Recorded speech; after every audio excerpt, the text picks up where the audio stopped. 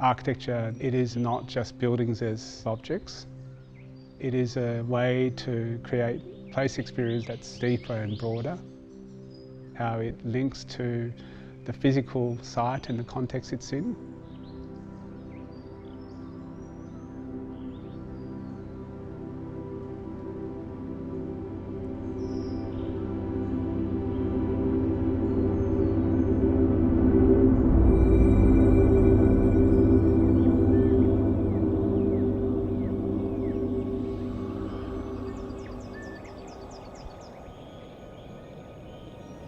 The trees take somewhere between 60 and 300 years to mature. The slow time frame of the landscape, that's really been the inspiration for the whole project. When you're in this setting and when you're dealing with a forestry project, you really start to see time in a much more expanded context.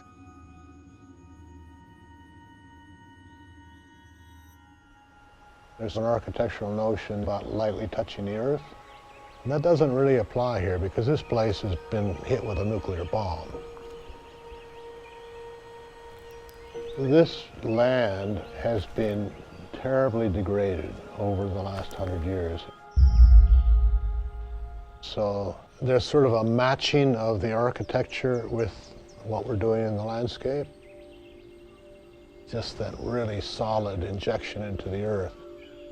But in return, we're going to bring this forest back. So there's kind of a deal. Good design doesn't have to be always in cathedrals and beautiful houses. It can be in sheds, it really can. The shed one plays a special role in the overall project.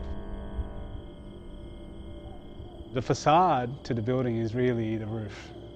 It is the only structure that you can actually see once the trees and the landscape grow from a distance.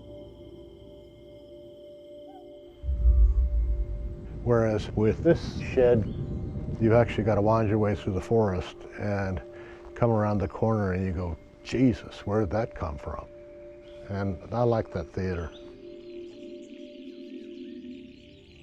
And then what we see going up to the pavilion is that it takes elements of both of the lower buildings. You can see echoes, but it doesn't ape them. It's a different thing altogether.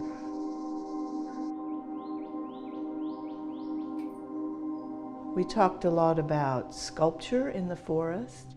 I think the way the buildings sit in the forest is really important and really beautiful. And I don't know what they'll be in 300 years, but whatever they are, they will still be beautiful with the forest. The wall that's been the stitching elements through the landscape is made of the stone from the forest, and they mould around the landscape as if they're kind of remnants from a former dwelling that might have been here. It was designed as it may change and evolve and decay. And those trees will double in height and these buildings will anchor into the landscape against the forest that's starting to emerge. And like a kind of person in waiting.